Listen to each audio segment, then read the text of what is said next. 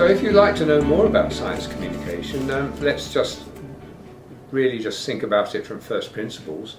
What does society expect of scientists? Well, increasingly they expect scientists and engineers to contribute to either wealth or defence or health or communications or some clear application. At the same time, science is having to deal with the fact that many people in society no longer trust science, and they are worried about the nuclear accident after Fukushima, so there's a very high degree of hostility in Japan to even the concept of nuclear power. You've got a lot of other issues like biological research, like genetic modification, and a lot of public resistance to that. So science is not always seen as beneficial to the public, and scientists need to be aware of that when they have a dialogue.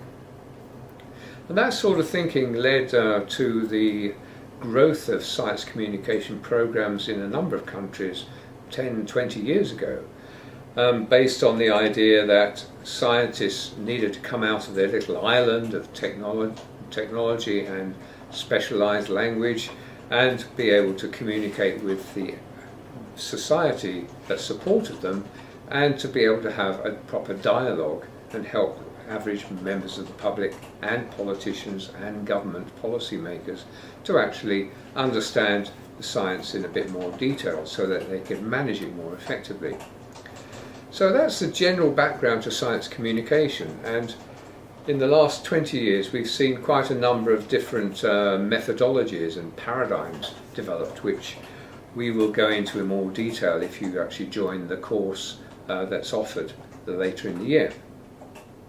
But what I really want to talk about now is just explain a little bit about the idea of science and communications internships and the what we call the SCRG, which is the Science Communication Research Group. Hi, I'm Tetsuya Kudo. I joined London Science Museum internship in order to learn and experience science communication. And I experienced the science communication there by watching the professional science communication there offered by the staff and science communicator.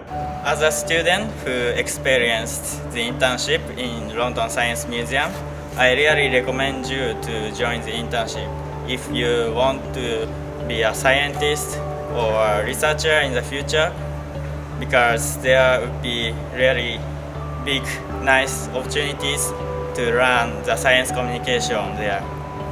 And the science communication itself is super important for the scientists because they have to talk or communicate with researcher or normal people about science, and the skill will really helpful for you in the future.